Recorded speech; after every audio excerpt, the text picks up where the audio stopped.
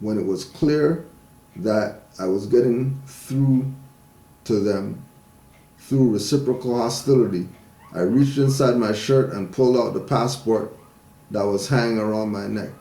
I said, "You're Muslim, right?" He said, "Yes." I proceeded to show them my passport with my fez on and said, "Then you should be aware of who I am. I'm a Moorish American from America. I'm an American Muslim. How dare you insult a noble?" Their facial expression changed immediately when they saw the fez on my head, and they were exceedingly sorry for hassling me. They kept saying, "Brother, we did not know. Please forgive us. You are welcome to the kingdom anytime. Please forgive." I turned and walked off with my stuff and got back in line. I saw them still standing off to the side out of sight, but they had blank looks on their faces, just staring at me. And from time to time, they would place their right hand on their heart and bow in respect. But the same exact thing happened once I got to the front of the line and it was time for real Moroccan security to clear me. My mind reflected back to the scene in The Matrix where Neo saw the black cat in the double fashion, which meant there was some type of shift or glitch going on in the Matrix. This was almost as if the Prophet said again and a parallel experience commenced, just to show me again the respect that a Moor is due regardless of where he or she is at. The armed Moroccan guard mentioned for me to come through the detector.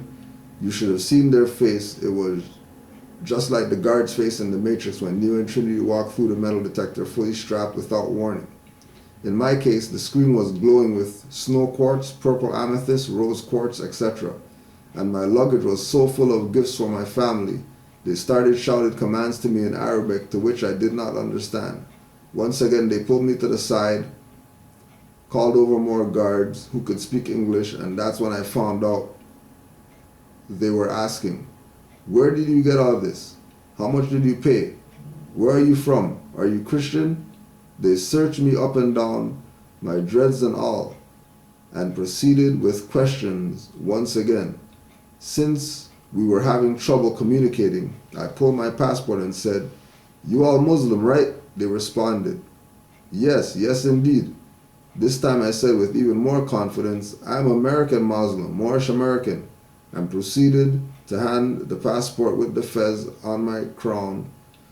They packed my stuff up immediately, stopped all the questioning, kept antagonizing, and kept saying, "Brother, our friend, yes indeed, friend, brother, you are welcome anytime."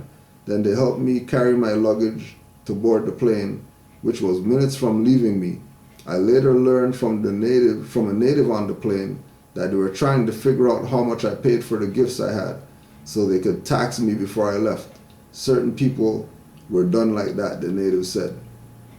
After some hours, I landed in Atlanta. I thought all the hassling was over with. Due to all the luggage I had and being in the Kingdom of Morocco for a few months, I came under immediate suspicion. TSA agents directed me out of line into a special search room. Once again, they were trying to figure out how much I paid for all the stuff I had because the amount I had qualified me as a merchant, but I did not have the receipts. In short, they wanted me to fill out a form with everything I had and how much everything cost so they could forward it for tax purposes. I calmly told them that they were gifts. I was studying as a student in the Kingdom of Morocco, and most importantly, I'm a Moor. By this time, Khalid Muhammad was replaying in my mind. The man interrogated me, smiled, and said, "Oh, don't worry about the form since they are gifts. We are just doing our job." He then wanted to talk about properties of the stones, but I told him I was traveling and in a rush. He instructed the other TSA agents to hurry with packing my items so I could go. And just to put it on the record, I was going through these situations with the legal status I was going through the legal status as it was when I was born, but I was tapped in the realm where time is not. The above is just one of the many experiences that I had during my time in the Kingdom of Morocco that confirmed the inherent respect that true Moorish Americans from the heart of the empire command throughout the world. It is only here in the States, among our own brothers, that you will be made to believe, like the Prophet said, that the movement is not real and only a joke. Amen. Amen ka ma'el bay.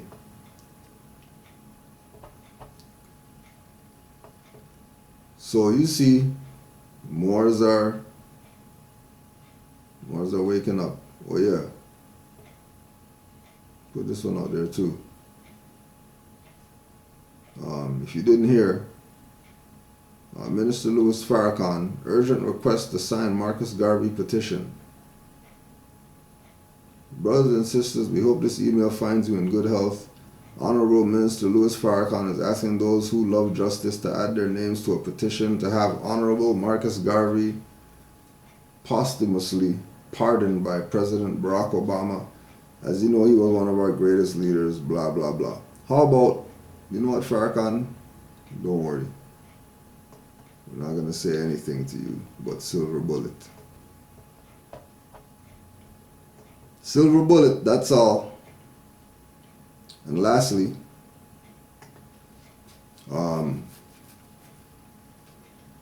just to put a little something, out there, right? Sacred Scribes Angel Numbers .blogspot. Sacred Scribes Angel Numbers. Because there's been crazy, 7s and 11s and 13s and stuff like that everywhere right now. So we know that it's kicking off. We know that it's almost time for MHHS Blog Talk Radio as well. So, Islam to all the Moors. Today we're reading from Muka Rabin Files. We're letting you know it costs 30 notes to print. It's black and white, but there's, just stuff in there relative to Moorish everything. You could email Brother Amari L. Bay. I believe it's 40 notes for the Muka Rabin, and they cost so much to print that we only print them when they're ordered. So we don't have these stacked up or anything like that. That we could just send it. So it's going to take a little bit to get it done. But if you're looking for the Muka Rabin Files, hit up Brother Amari L. Bay at hotmail.ca. AMAURY LBay at hotmail.ca. And when rocks cry out, bust in my head right now, because this Horace Butler guy, I don't know, somebody sent him for sure. Oh yeah. And as well, 347-945-5899, blogtalkradio.com/MHHS-eyes wide open, 9:30 p.m. today, Tuesday. We'll just do our closeout. Islam to all the Moors, 5 on the left, 2 on the right. Allah, the Father of the universe, Father of love, truth, peace, freedom, and justice. Allah is my protector, my guide, and my salvation by night and by day through His holy prophet, Noble Drew Ali. Islam.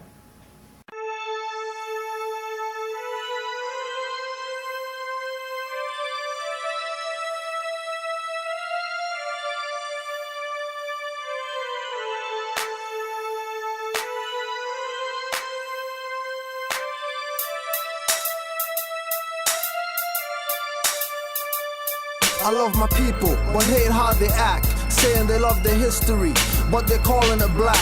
Won't overstand that, the law won't back your claim as African. with a name like Jack. To them, you're either dumb or your brain's numb. White trash are the niggas, so you're just a bum. Stateless and frontin' with your faking nation. NAACP founded by Jews of Satan. Hebrew has no J, Harlem Jews were Moors. And all the knowledge he uses against you is yours. From the dollar pyramid to the compass and squares. Popes using more heads, but you saying it's theirs. Begging for reparations with crocodile tears. Calling yourself black, become property of theirs. Clear the ignorance, get your mind better. Like Master Adam Moore's humbled Sarnetta. New member of humanity, they are clever. Got God stuck in earth using Gucci sweaters. Got goddess getting nails done and doing slave runs with 2 ears pierced, but won't call him your gay son. Dying for lack of knowledge, only that would save him. Not rapping blood clot dummies played on the stations. They need to wake up and stop acting pagan. They need to get their thinking adept and not layman. Don't think it's hate, it's tough love. Don't think it's peace with a white dove. Don't think it's truth, then show me the lie. I won't hold my breath waiting, cause I might die. Don't think it's hate, it's tough love. Don't think it's peace with a white dove.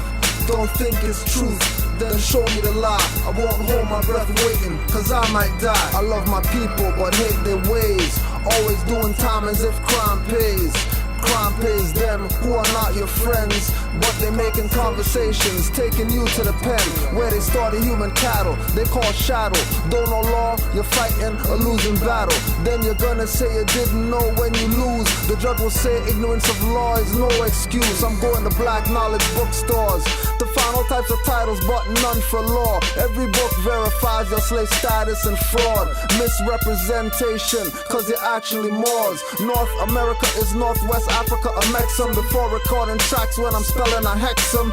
Natural like being or blinking or being your true God self, not running or fleeing. Not thinking inferior, superior like the lake. Moorish America's frontin' black, got burned at the stake. African slaves have no constitution, so no state. Just ask and check the Dred Scott case. Don't think it's hate, it's tough love. Don't think and get Biggie clubbed by the club of Rome. Don't think you have to go back home. You are the builders of Olmec, heads of stone. Don't think it's hate, it's tough love. Don't think and get Billy clubbed by the club of Rome. Don't have to go back home. You are the builders of Olmec, heads of stone.